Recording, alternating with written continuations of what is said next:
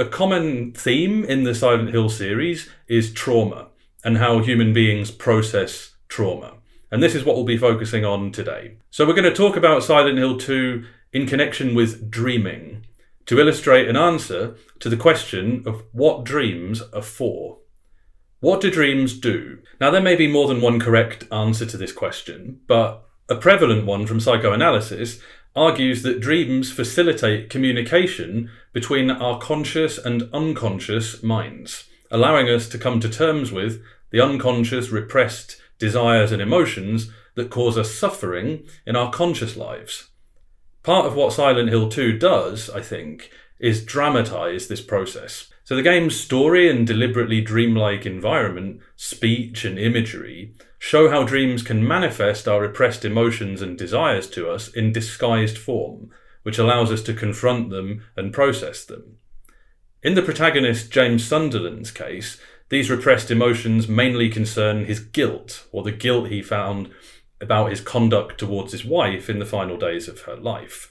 I should say, before we get into this in any more detail, there will be a heavy amount of spoilers in this video, so if you want to avoid them, by all means do so. But what I'm going to suggest to you in this video is that the characters, the grotesque monsters, and the traumatic events that the protagonist of Silent Hill 2 encounters in the town of Silent Hill can all be interpreted as representative of what Sigmund Freud, the founder of psychoanalysis, called the punishment dream, where painful things happen to the subject because they desire to be punished about past actions that they feel guilty about. Silent Hill 2 arguably contains one of the most sophisticated portrayals of human psychology in video gaming history, one premised upon a particular conception of how dreams work, upon which Freud's idea of the punishment dream rests.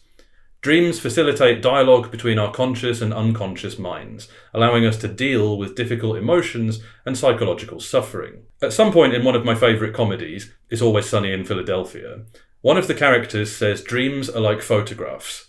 If I'm not in them and nobody's having sex, I just don't care. I profoundly disagree, and I'd guess many of you do too. Dreams are one of the weirdest, most fascinating aspects of the human psyche, even if you're not in them and nobody's having sex. I'm sure I'm not the only person that's woken up and been completely, utterly dumbfounded by a dream, totally stunned at the places the mind goes to while we sleep.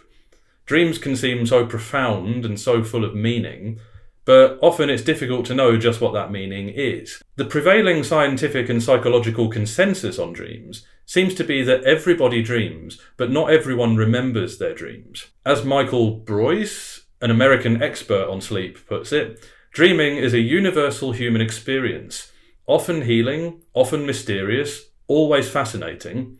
Dreams can shape us and show us who we are. But how do dreams do this? And what exactly are dreams for? Given the staggering variety in dreams, and the fact that there are so many types of dream, it's not surprising that there are many theories about these questions. I'll briefly give you some examples using a list from Dr. Broyce. 1. Dreams are a way to process memory and learning, moving memories from short-term to long-term storage. 2. Dreams are a way to maintain emotional balance by working through difficult, complicated, unsettling thoughts, emotions, and experiences. 3.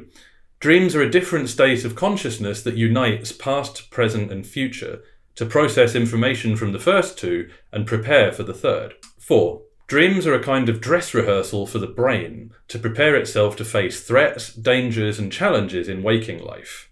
And 5. Dreams are the brain responding to biochemical changes and electrical impulses that occur during sleep. So Dr. Broyce reasonably says there may not be a single answer to the question of why we dream.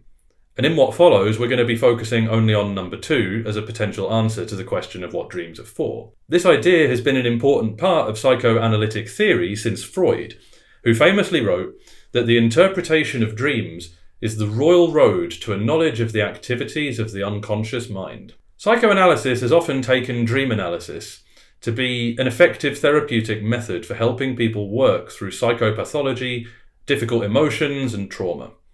This is because dreams open a kind of dialogue between our conscious and unconscious minds, which allows us to confront in disguised form problematic desires, emotions, feelings, etc.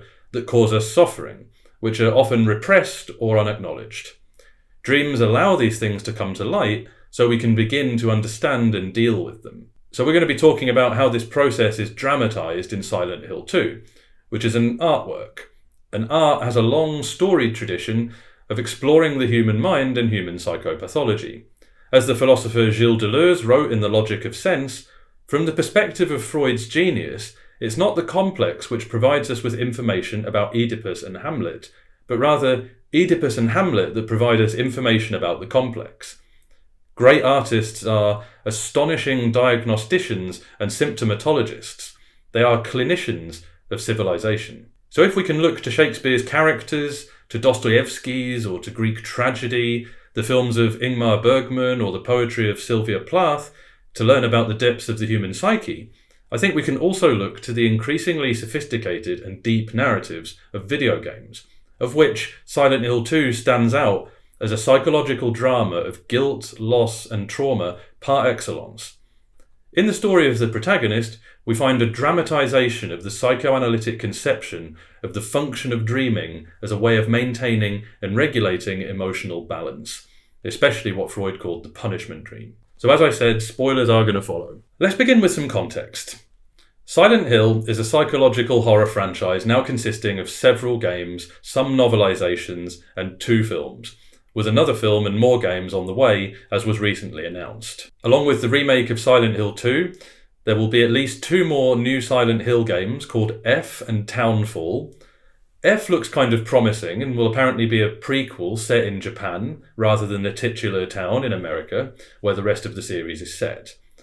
Townfall will apparently be a spin-off, the beginning of an anthology series which tells standalone stories apart from the main series. There have already been 2 new releases in the Silent Hill franchise since the announcement of all this in 2022, and sadly for long-time fans of the series, both have been absolutely awful.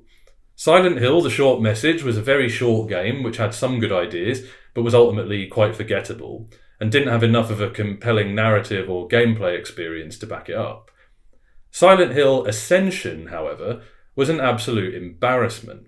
A weird choose-your-own-adventure experiment in which everyone was choosing the adventure, and new installments would come out every week. Now this could possibly have worked well, but it was monetized to the point of being ridiculous, and has one of the most boring, poorly executed stories I've ever seen in a game, and certainly in the Silent Hill franchise. I sincerely hope the new games are done better than this. Anyway, Silent Hill 2 was the second instalment in the main Silent Hill series, but is a standalone story that makes little reference to the overarching narrative and its main conflict, instead focusing entirely on the psychological drama of its characters. The series is set in the titular town of Silent Hill, Maine, which has a long and detailed history gradually fleshed out throughout the games.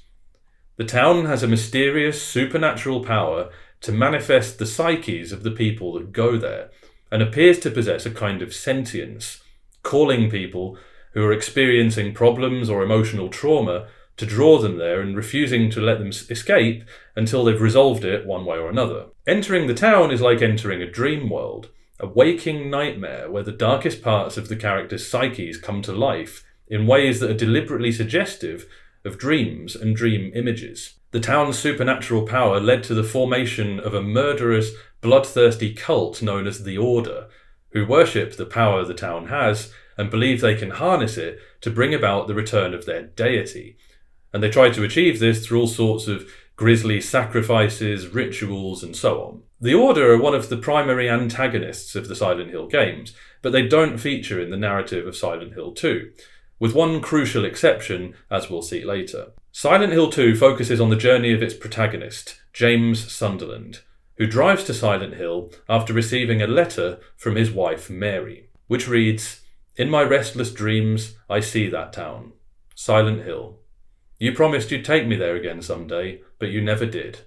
Well, I'm alone there now, in our special place, waiting for you." Trouble is, Mary died 3 years before this, after a long illness, which James witnessed firsthand. James sets off to Silent Hill, resolving to find their special place and see if Mary somehow could really be there. From the beginning, the dreamlike atmosphere of and symbolism in the game are apparent. James's actions seem to operate according to what we could call dream logic, following the filmmaker David Lynch. Some of the things James does seem to completely violate everyday logic, but could make sense in a weird dream. For instance, James knows that Mary is dead, and this letter couldn't reasonably be anything more than a sick joke, and yet he sets off to Silent Hill anyway.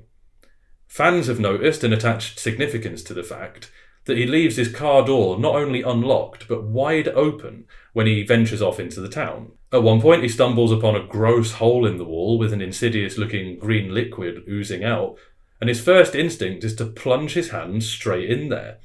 Of course, there turns out to be a key in there.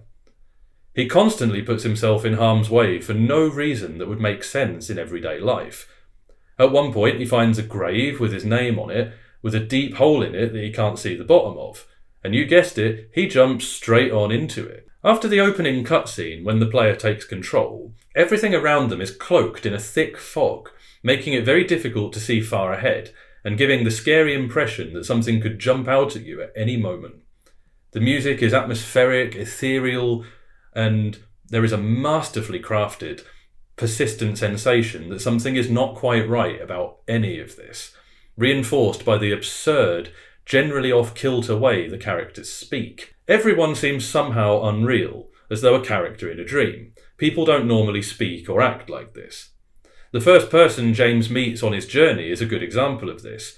He meets a woman in a cemetery not too far from his car, scaring her at first, then apologising and asking for directions because he's lost. Her speech is indicative of the game's dreamlike dialogue, often childlike and naive, slow, strange, and somehow unsettling.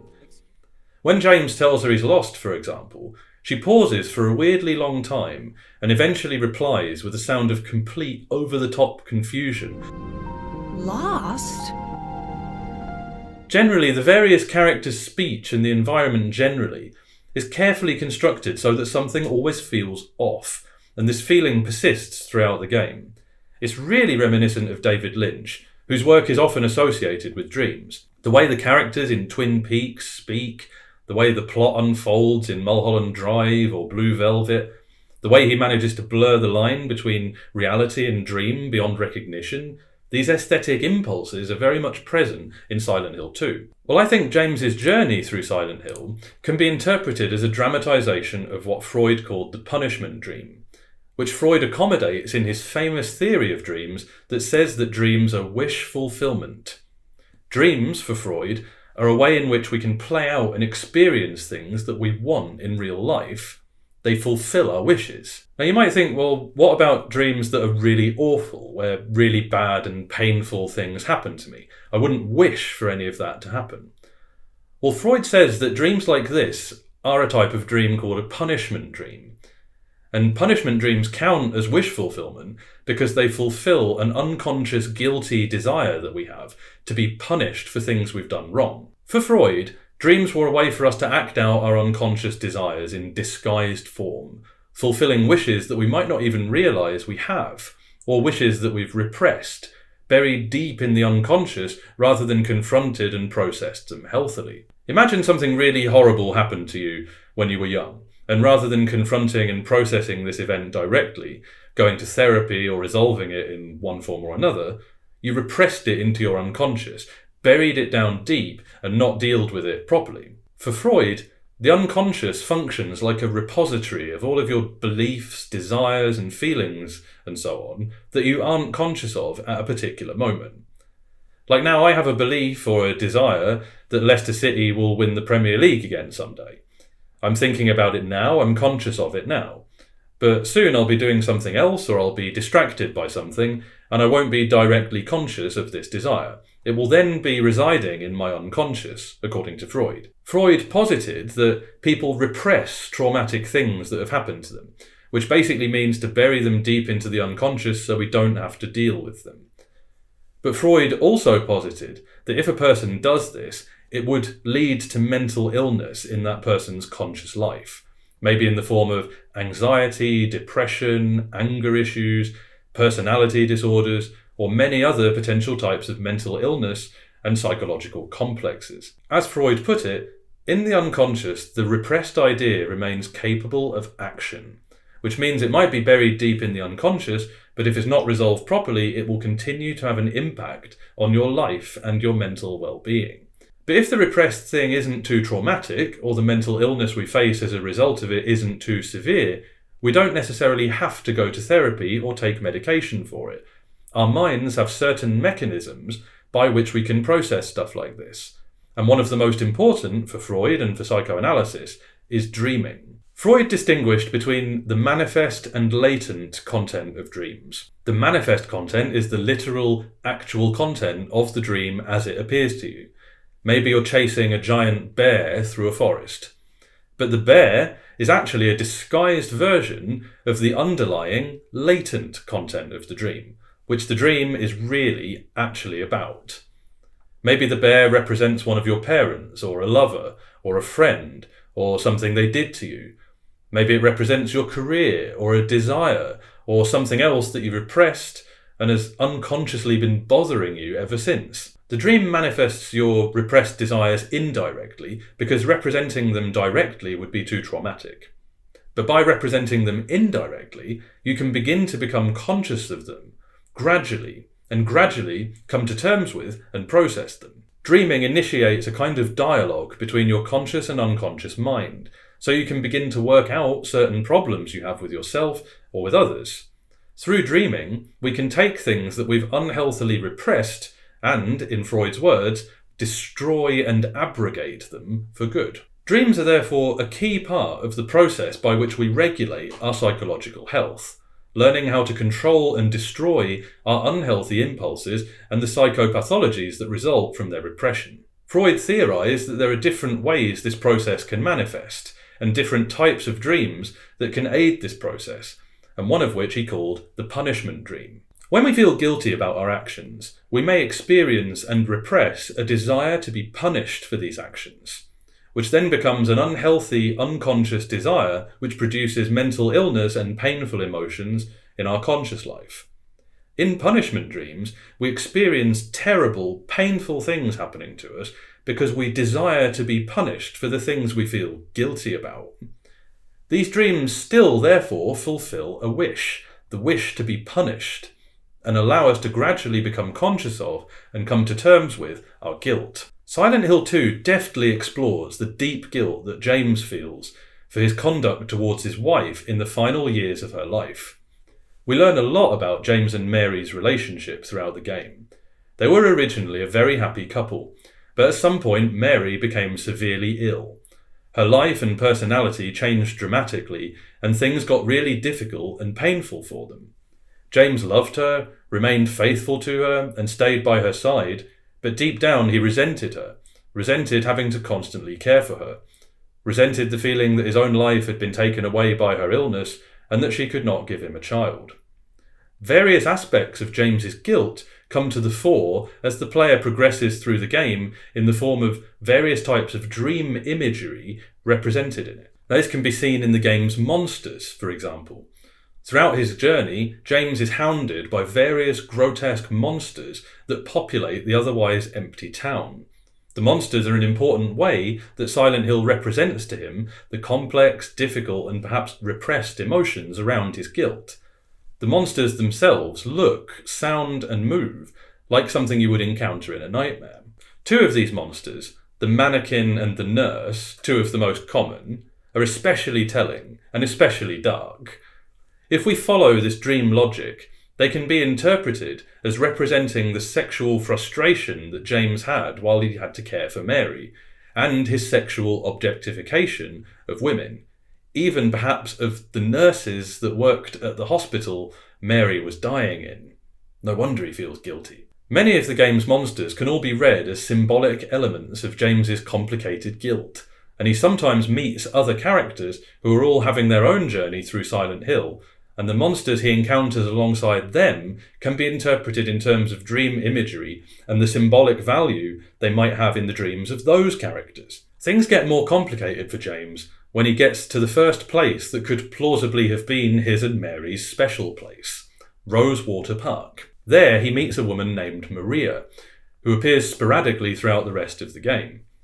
In terms of appearance, Maria is almost an exact copy of Mary, though her personality is different, and she knows James's name without him ever telling her it. Mary is sultrier, more flirtatious, and much less reserved than Mary, and mocks James when he tells her how much she resembles his wife. It's not much of a stretch to suppose that Maria is an idealised version of Mary that James deep down wished Mary was more like. But it's complicated because Maria is also quite like Mary in some ways, even beyond how she looks. Maria's personality fluctuates heavily and often, which could be taken as representative of the mood swings Mary had towards James during her illness, and her cruel remarks representative of the emotional abuse James received from Mary as a result of her mood swings and depression while she was ill. Terrible things happen to Maria throughout the course of the game. In one scene, she is brutally murdered at the hands of the main antagonist. More on them in a moment. Maria's death traumatises James, but she later reappears alive and well in a prison cell, in an iconic scene in which her personality seems to switch between her and Mary, revealing details that only Mary could have possibly known, only to then cruelly declare when James asks her who she is, "I'm not your Mary." On Maria's instruction, James heads to the Lakeview Hotel, where he and Mary once stayed. According to Maria Mary, James left a videotape there that he made of them. When James eventually finds and watches the tape, the true extent and cause of his guilt is revealed. James murdered Mary, partially to end her suffering and partially because of the resentment he'd developed towards her. The events of Silent Hill 2 couldn't really have occurred as James thought they did. It was all a nightmarish concoction the town made for him, drawing from material from the darkest recesses of his mind. It's implied in several ways throughout the game that James is gradually becoming conscious of all of this throughout his journey. If you keep opening the item menu and checking Mary's letter, for instance, you find that it gradually fades out of existence as he progresses through the game. The whole thing, all the suffering, the trauma, the weirdness, all the terrible things that happened to James and those around him, was all conjured by the town and James's psyche to punish him for his complicated, murderous guilt. But how do we know that it was all about punishment specifically? This brings us to arguably the most significant piece of dream imagery in the game, and the main figure which explicitly associates James's journey with punishment, the main antagonist known as Pyramid Head. This iconic figure first appears in Silent Hill 2, but has since appeared in other installments of the series, acting almost as a mascot for the franchise, despite the fact that he was originally intended specifically for this narrative. Pyramid Head is a truly disturbing and memorable creation that James encounters throughout the game at significant junctures. Decked out in bloody butcher's attire, wielding either a massive knife or a spear, and wearing a strange red helmet in the shape of a pyramid, hence the name, although James actually refers to him as Red Pyramid Thing. James encounters Pyramid Head early on and is stalked by him throughout the rest of the game. The town was able to concoct Pyramid Head from James's mind because when James and Mary visited the town years ago, James saw something that stuck in his mind as a specific symbol of punishment. He saw this in a painting at the Silent Hill Historical Society called Misty Day, Remains of the Judgment. Now this painting depicts the town's bloody history, showing an executioner belonging to the Order, the terrifying cult that's the main antagonist of the series. Now this executioner is standing among a bunch of caged corpses and bears a striking resemblance to Pyramid Head. So we know that James associates Pyramid Head with judgment and punishment. Pyramid Head follows James throughout the game, inflicting pain on him, fighting him and Maria, and generally brutalising them. Once James's repressed secret has been revealed, it's not long until he encounters Pyramid Head again, except this time there are two Pyramid Heads, and they have Maria, who they murder yet again in front of James. James falls to his knees in despair, but manages to steel himself because he's now conscious of what's actually happening to him. He says, "I was weak, that's why I needed you. Needed someone to punish me for my sins. But that's all over now. I know the truth.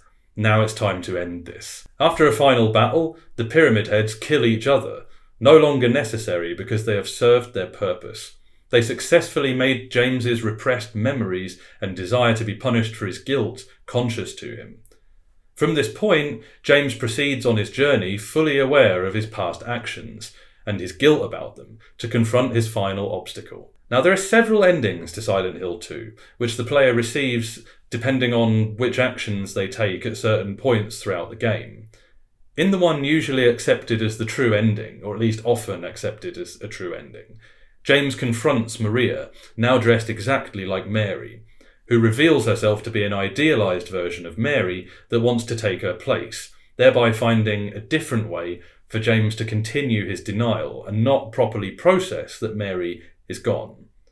James refuses, knowing that indulging this fantasy will not allow him to move forward, and finally process the fact that Mary is gone, and that he is the reason she's gone, and that nothing can replace her. After the ensuing battle, a scene shows James talking with Mary on her deathbed, presumably also in James's mind. It's revealed that Mary said that she wanted to die, but also said at other times that she wanted to live. It's left ambiguous as to what she actually wanted, but James thought she wanted to die so that her suffering could end, and he granted what he thought was her wish. Mary forgives James and says that his guilt has gone on long enough. Tragically, in this ending, James's gradually coming to terms with his loss and guilt can't really help him. He realises that he can't live without her and can't live with his guilt and commits suicide. Whichever ending you get, though, everything leading up to it is a powerful dramatisation of the psychological processes that Freud spoke of in terms of punishment dreams.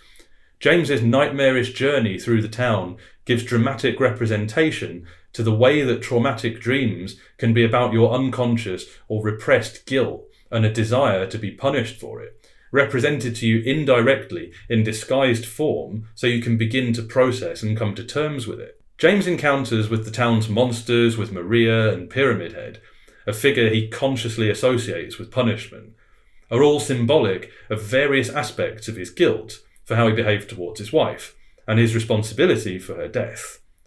James clearly had some kind of psychotic break, which repressed his memory of his actions. And in the novelisation of Silent Hill 2, it's suggested that Mary's body might have even been in the car with him when he arrived at the town. The town of Silent Hill called to him, and through its supernatural power, created the hell he went through so his guilt could gradually become conscious to him, and he could process it. However, he ultimately ended up processing it and deciding to die by suicide. Silent Hill 2, therefore, shows us a possible answer to the question of what dreams are for and what they actually do. This was the second of the 5 options we began with. Dreams are part of the way we maintain emotional balance, regulate our mental health, and come to terms with difficult, repressed emotions and phenomena. Punishment dreams, for Freud, were a particular way this can happen with guilt. Thank you so much for watching. This has been Breaking the Game. I can imagine we'll return to Silent Hill 2 at some point in a future episode because I think there's just so much to get into with it.